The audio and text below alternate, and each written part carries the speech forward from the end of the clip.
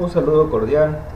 El siguiente tutorial forma parte de mi proyecto de titulación, el cual consiste en hacer el análisis estructural de un edificio de 5 pisos por el método de Canny. Específicamente usaremos el método de Canny con nudo desplazable. Un pórtico presenta desplazamiento de sus nudos cuando está sometido a una carga lateral. Sus elementos tienen asimetría geométrica y sus nudos de igual manera presentan asimetría. La diferencia del análisis es que al iterar, este presenta un momento de sujeción por desplazamiento, el cual se lo determina por la siguiente fórmula, que contiene un factor de corrimiento o de desplazamiento y presenta un momento denominado momento de piso. Este momento de sujeción por desplazamiento servirá para calcular los momentos finales en las columnas de la estructura, como podemos ver a continuación.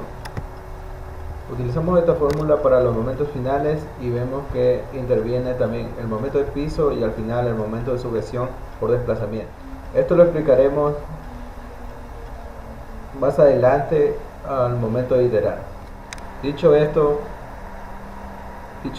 procedemos a la resolución de la estructura. Para consiguiente, vamos a ver el planteamiento del problema de la estructura. El planteamiento del problema es calcular el pórtico mostrado en la figura por el método de Canny para los siguientes estados de carga. Carga muerta en cubierta 3 toneladas sobre metro. Carga muerta entre piso 4.5 toneladas sobre metro.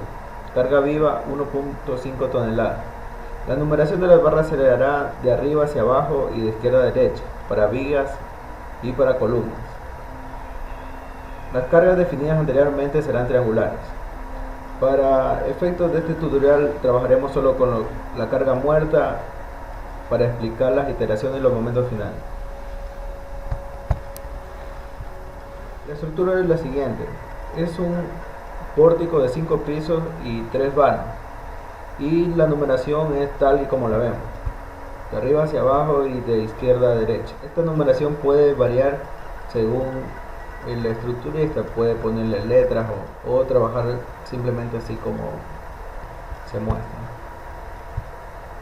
Luego de la numeración procedemos a hacer las dimensiones de cada uno de los elementos, para lo cual en mi caso yo hice un prediseño, pero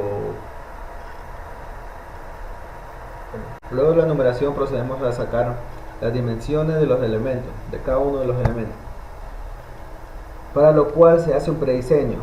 En este caso vamos a omitir la parte del prediseño y dar directamente lo que es las dimensiones de cada elemento.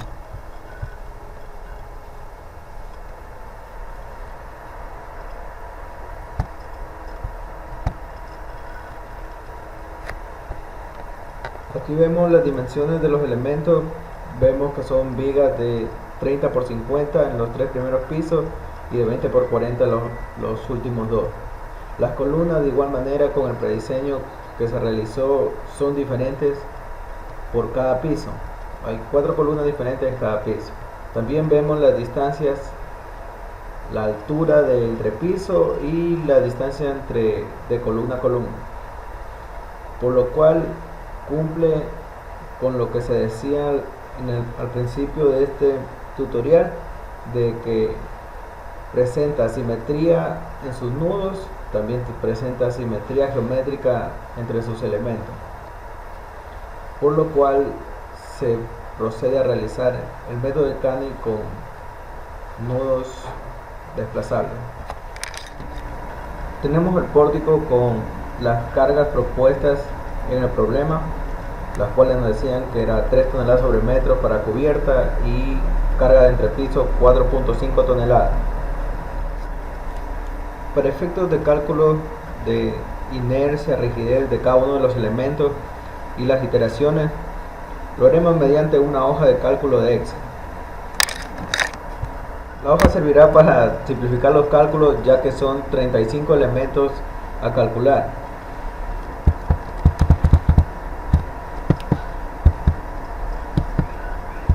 Aquí hacemos el planteamiento de las columnas y las vigas con la numeración respectiva.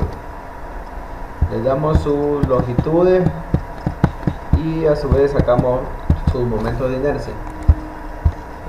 Momento de inercia, como bien saben, se calcula ya que todas las vigas y columnas son rectangulares, usaremos la fórmula de base por altura al cubo sobre 12. Y así obtenemos la inercia de cada uno de los elementos. Para el cálculo de rigidez de los elementos, el método de Canny utiliza lo que es la rigidez relativa. La rigidez relativa no es más que dividir la rigidez a flexión para 4E, como se muestra. La rigidez a flexión es 4I sobre L, y esa rigidez a flexión la dividimos para 4E, y por consiguiente tenemos la rigidez relativa, que sería inercia sobre longitud.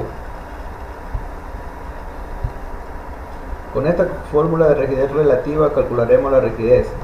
En este caso ya tenemos en la hoja de cálculo y vemos efectivamente que son la inercia dividido para la longitud de cada uno de los elementos.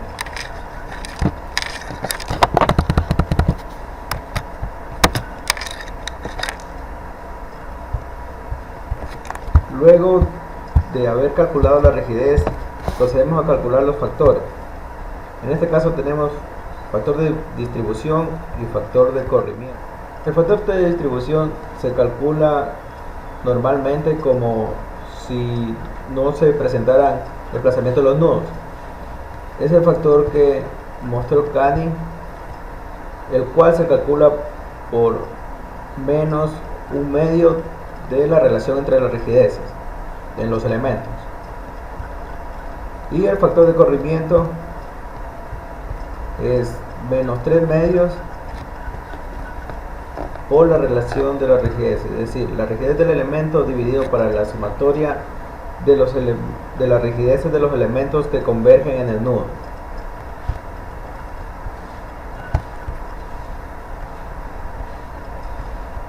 Los cálculos se realizarán por nudos, según la numeración que dimos al principio del tutorial.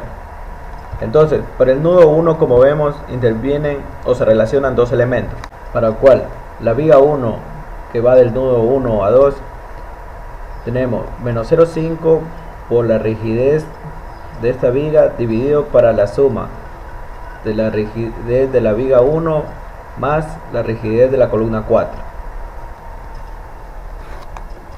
Este proceso lo hacemos para todos los elementos de la estructura.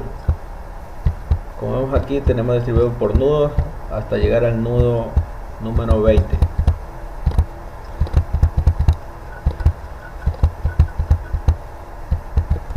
El factor de distribución tiene su comprobación sumando cada factor de distribución del nudo, tiene que dar menos un medio o menos 0,5, como vemos a continuación. En este caso es la comprobación de los factores de distribución del nudo 18. Vemos que la suma de sus cuatro factores nos da menos 0,5. De la misma manera procedemos a calcular los factores de corrimiento. Este factor relaciona las rigideces de los elementos que hay en cada piso, es decir, las rigideces de las columnas que hay por cada piso.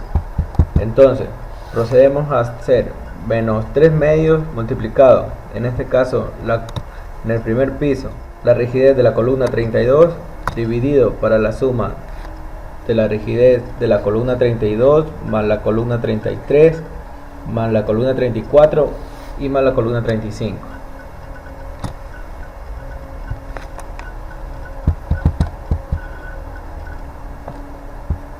Hacemos esto por cada piso de la estructura y obtenemos los factores de corrimiento.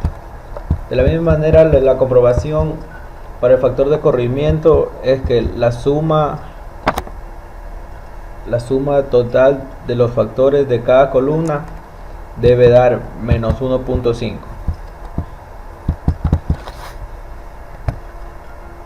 Una vez obtenidos los factores de distribución y los factores de corrimiento, procedemos a lo que es el cálculo de los momentos de empotramiento perfecto. En este caso nos basamos en un formulario de lo que es los momentos de empotramiento perfecto para cargas distribuidas triangulares.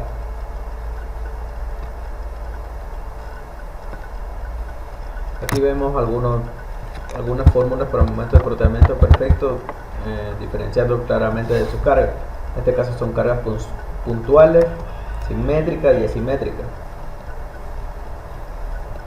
Cargas distribuidas rectangulares, y lo que nosotros vamos a usar es la carga distribuida triangular. Su fórmula es por lado 5 sobre 96, que multiplica a la carga distribuida por la longitud al cuadrado.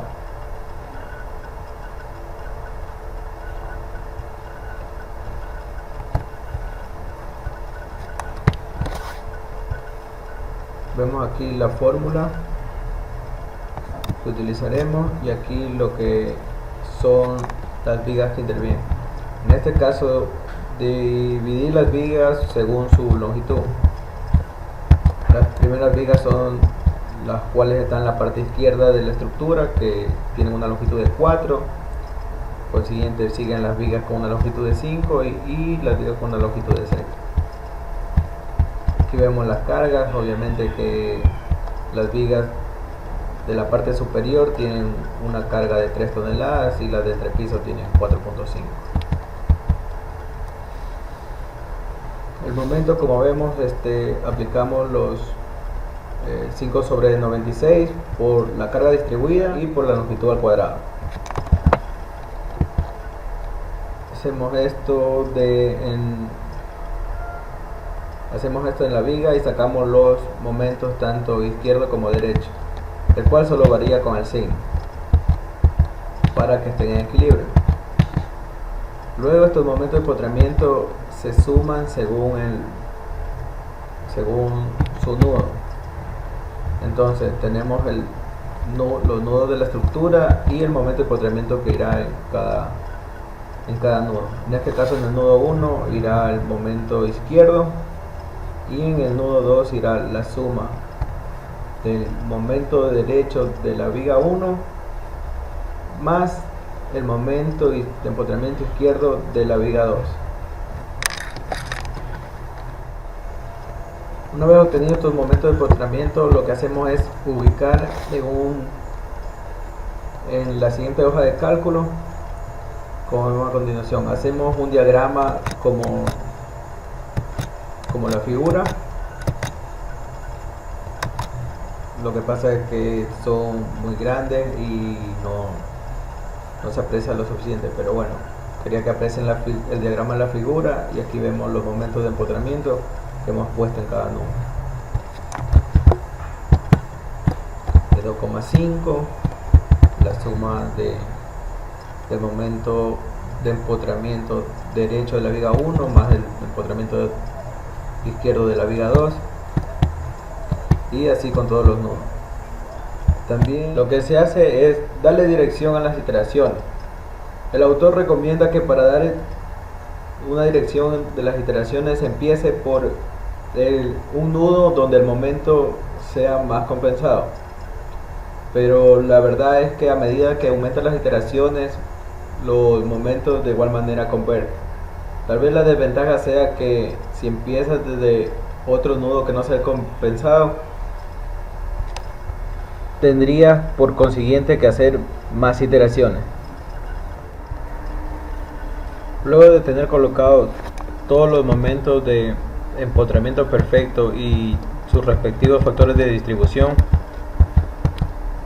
procedemos a calcular lo que son los momentos de piso. En este caso, los momentos de piso proceden de la fórmula QR por HR dividido para 3. QR es la suma de todas las fuerzas horizontales que intervienen en los nudos. En este caso nosotros no utilizaremos fuerzas laterales, Por lo consiguiente el momento de piso será cero, pero en el caso de que existan estas fuerzas laterales, sería la suma de estas fuerzas por la altura de columna dividido para 3. Dicho esto, el momento de piso será cero en lo que es el momento de sujeción por corrimiento. Entonces, procedemos a lo que son las iteraciones. En este caso la dirección es la de vigas, y procedemos a sacar los momentos de sujeción. Dicho esto, procedemos a calcular el primero y el segundo ciclo de iteraciones para los momentos de sujeción. Haremos solo 2 ciclos porque a partir del segundo ciclo se vuelve a repetir la misma fórmula. Entonces, para calcular el primer ciclo de sujeción lo haremos mediante las siguientes fórmulas. El momento de sujeción por desplazamiento, que lo pondremos a un costado de las columnas, y también lo que es los momentos de sujeción por distribución. Entonces tenemos que el momento de sujeción en un nudo es igual al factor de distribución que multiplica al momento de empotramiento perfecto más el momento de sujeción que viene del otro nudo. Y el momento de sujeción por desplazamiento, en cambio, es el factor de corrimiento por el momento de piso, que se hacía 0, más el momento de sujeción que viene del otro nudo. Vemos aquí que tenemos el factor de distribución por el momento de sujeción. En este caso, como recién es el primer ciclo, no hay un momento de sujeción que venga del otro nudo. Por lo tanto, hacemos Enter y obtenemos el primer momento de sujeción en el nudo 1. Lo mismo hacemos con el otro momento de sujeción de 1 a 2, que es el factor de distribución por el momento de protamiento igualmente. Estos momentos de sujeción por distribución aún no se calcularán porque se calculan en el segundo ciclo. Para el siguiente nudo obtenemos que el momento de sujeción es el factor de distribución por el momento de protamiento perfecto y el momento de sujeción del nudo anterior. Hacemos lo mismo con los otros factores y con toda esta fila.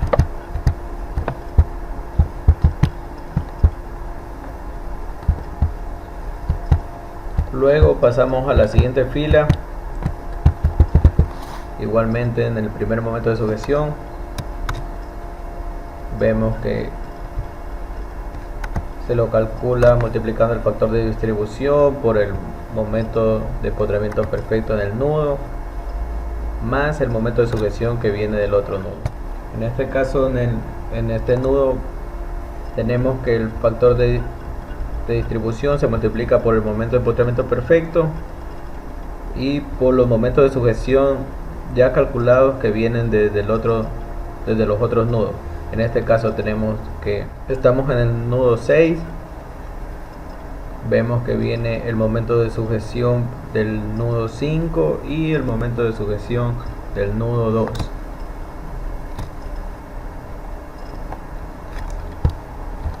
Procedemos así mismo toda la fila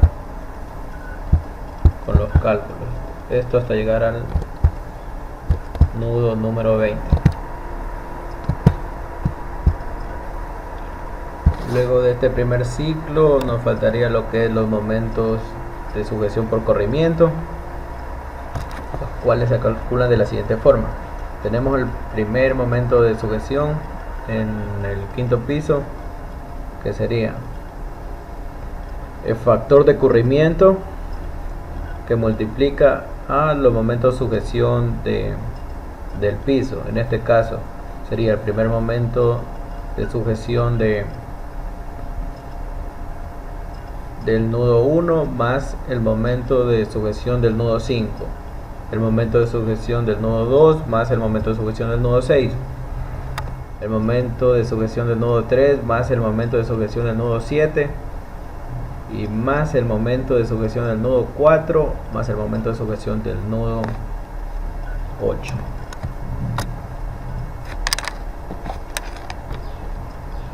Esto hacemos para cada columna del piso,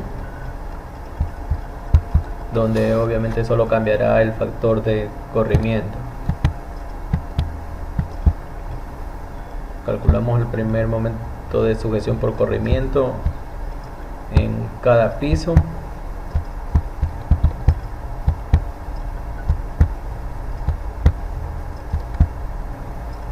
Para el momento de sujeción del primer piso se suma solo los momentos de sujeción de un nudo, ya que en los empotramientos perfectos, en la parte del empotramiento perfecto no existen momentos de sujeción. Una vez obtenidos todos los momentos de sujeción por corrimiento, procedemos al segundo ciclo de iteraciones, en este caso en el nodo 1. El segundo ciclo se empieza calculando de la siguiente manera: el factor de distribución que multiplica al momento de empotramiento perfecto más el momento de sujeción del nudo 2, el anterior, más el momento de sujeción del nudo 5 y más el momento de sujeción por corrimiento de esta columna. De la misma manera el otro.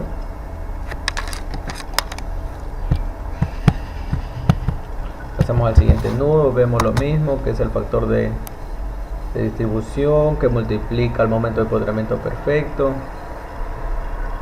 más el momento de sujeción anterior del nudo 1 más el momento de sujeción del nudo 6 más el momento de sujeción del nudo 3 y más el momento de sujeción por desplazamiento de esta columna. Esto para las columnas del último piso. Se procede a hacer el cálculo de cada una de estas. Notamos una diferencia en el momento de los siguientes momentos de entrepiso, ya que, como podemos observar, se multiplica el factor de distribución por el momento de empotramiento perfecto más el momento de sujeción del nodo anterior, que serían el nodo 1, también sería el anterior del nodo 7 y también el anterior del nodo 9.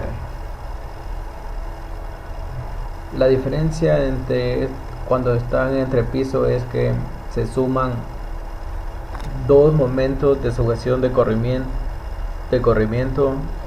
de ambas columnas, o sea, de las dos columnas que llegan al nudo. Como podemos observar, se suma el momento de corrimiento de la columna 4 y el momento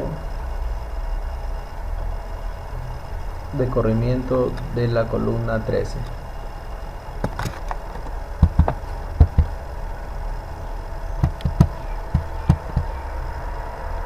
Proseguimos con el ciclo hasta terminar en el primer piso, donde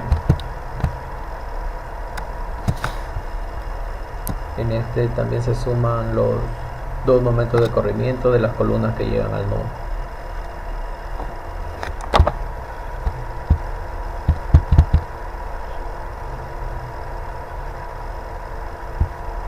En este segundo ciclo los momentos de sujeción por corrimiento son iguales a como se los calculó al principio, y luego los otros ciclos se repite lo mismo que el ciclo 2, y se realizará hasta que los momentos tengan una convergencia según la exactitud deseada. En este caso vemos que ya al calcular tengo 15 iteraciones y a partir de la 11ª ya comienzan a converger todos los números y varía muy poco, lo que son una milésima de fracción. Como vemos, se repiten y por consiguiente damos lo que determinan las iteraciones. Luego de estas iteraciones procedemos a calcular los momentos finales, para los cuales utilizaremos las fórmulas de Manning, y luego de esto procederemos a realizar los diagramas de momento flector y diagramas de cortante. El cálculo de los momentos finales serán en este caso para vigas y columnas de manera diferente. En el caso de las vigas tenemos que el momento final le aplicamos la fórmula del Manning normalmente. El momento final en las vigas sería el momento de empotramiento perfecto izquierdo o derecho según el caso, más 2 veces el momento de sujeción del nudo más el momento de sujeción que llega al nudo.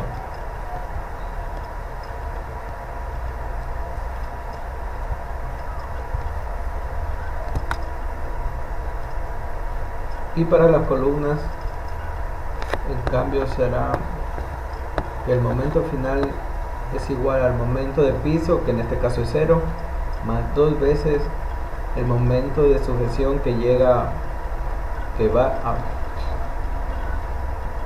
el momento de piso que se hace 0, más 2 veces el momento de sujeción del nudo, más el momento de sujeción que va al nudo y más el momento de sujeción por desplazamiento.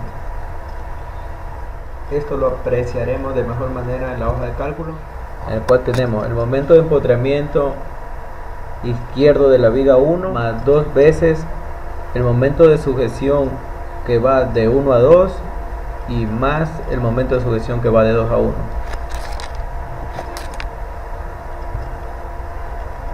En este caso sería este momento de empotramiento perfecto más 2 veces este momento que es el que va al nudo 2 y más el momento que va de 2 a 1. El cálculo se procede igual para todas las vigas.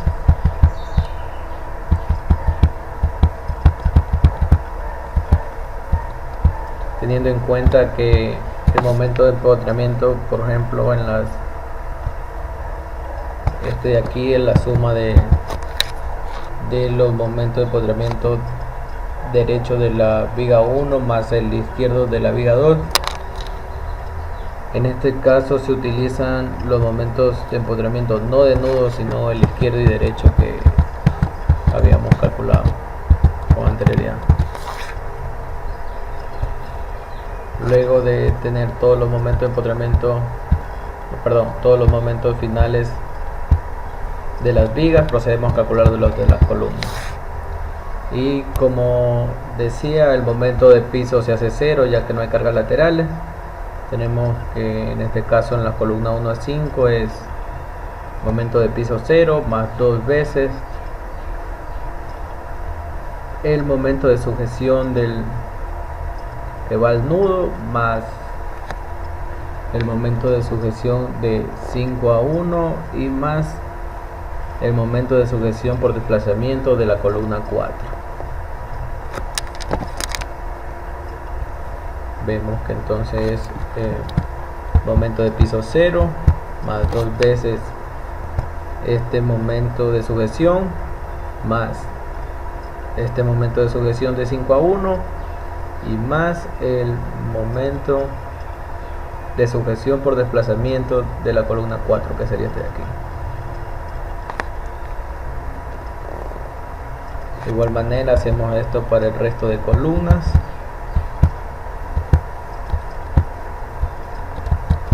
Y obtenemos lo que es los momentos finales.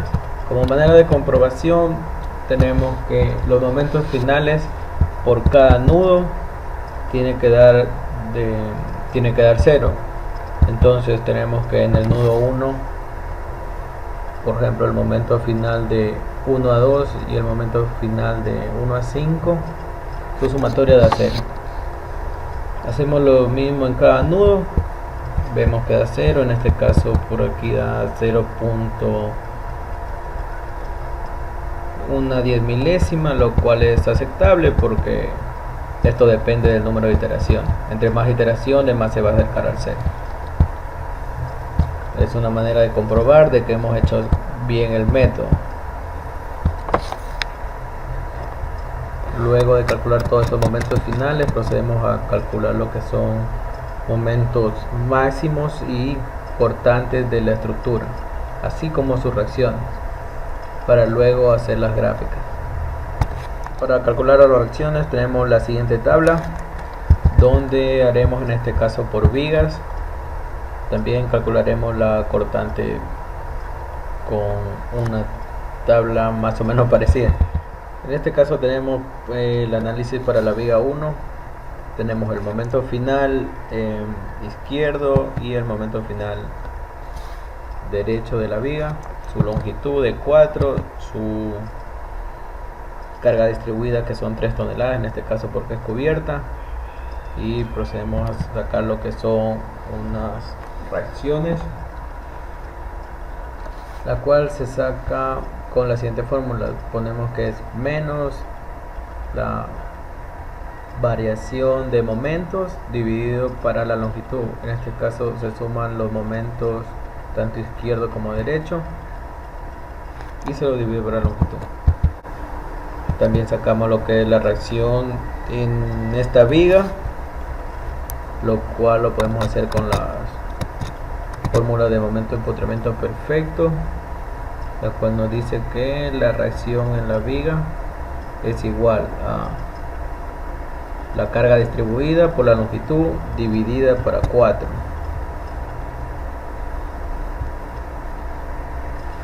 Entonces tenemos la carga distribuida por la longitud dividida para 4, nos da las reacciones tanto izquierda como derecha de la viga.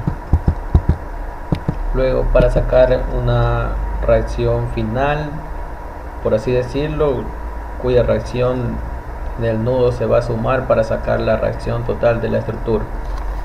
Esta reacción no es más que una resta de la reacción interna de la viga, en este caso izquierda, menos la reacción general que sacamos anteriormente. De la misma manera, la reacción en la derecha es igual, en cambio, en lugar de restar, aquí sumamos la reacción de la derecha, interna de la derecha, más la reacción general. También podemos sacar lo que es la distancia donde concurre el momento máximo, cuya fórmula es la raíz cuadrada de la reacción por la longitud dividida para la carga distribuida.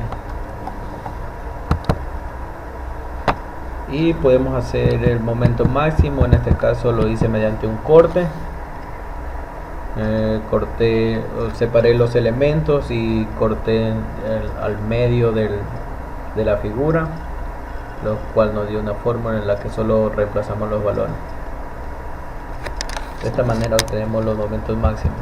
Hacemos lo mismo en cada elemento o en cada viga en este caso, y obtenemos lo que son las reacciones y momentos máximos flectores. La reacción, como les decía, en este caso en el nodo 21, 22, 23 y 24, que serían las reacciones finales de la estructura, es calculada de la siguiente manera. Entonces la reacción en el nudo 21 será igual a la reacción en el nudo 1, en el 5, en el 9, en el 13 y en el 17, como podemos ver aquí. tenemos que la reacción izquierda de la viga 1 más la reacción izquierda de la viga 8 más la reacción izquierda de la viga 15 más la reacción izquierda de la viga 22 y más la reacción izquierda de la viga 29. Para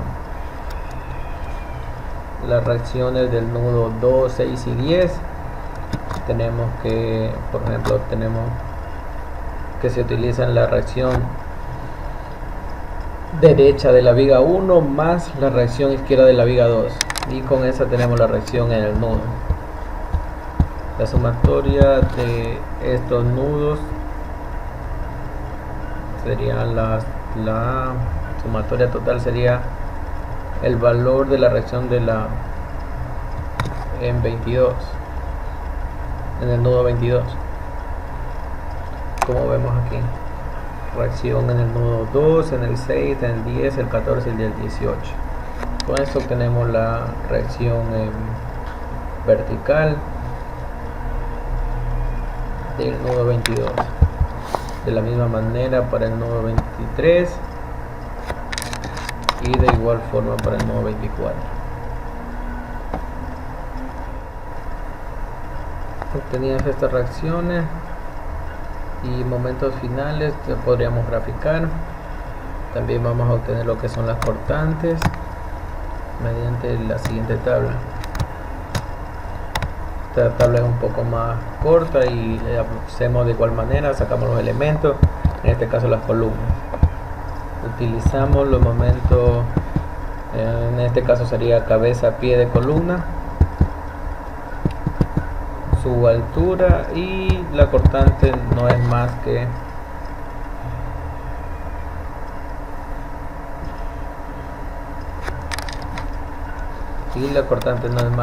la suma de momentos cabeza-pie dividido para su altura. De esta manera sacamos la cortante y al final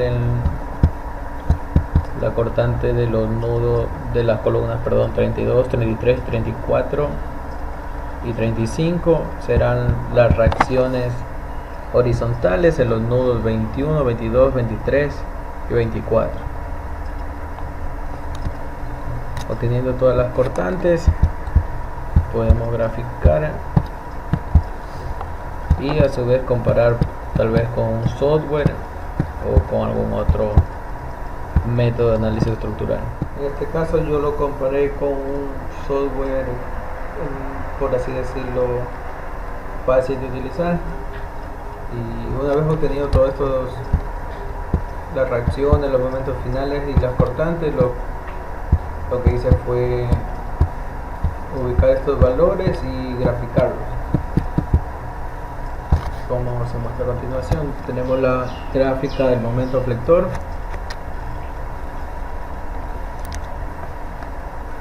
Tenemos el momento flector en cada viga y en cada columna, y a esto, por ejemplo, lo comparé con los resultados de un software que veremos a continuación.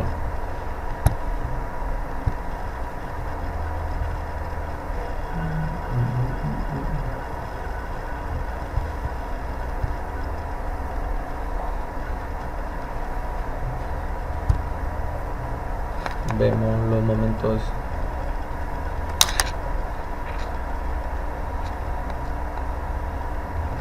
momentos finales del software y los comparemos con nuestros momentos finales.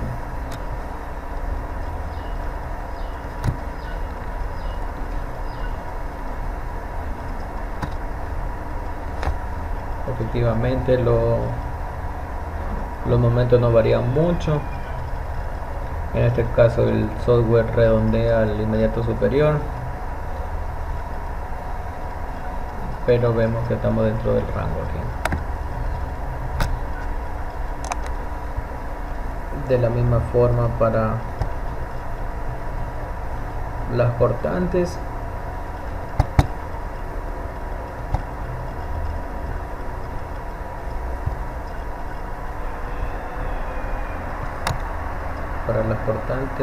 veríamos su valor.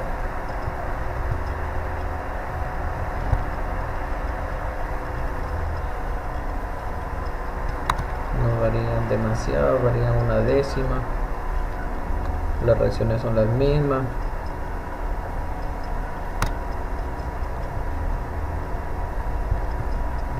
Por lo que se puede concluir que el método de Canny con nodos desplazables tiene una exactitud eficiente y que se puede utilizar tranquilamente, y también se puede concluir que hemos realizado todos los pasos correctamente.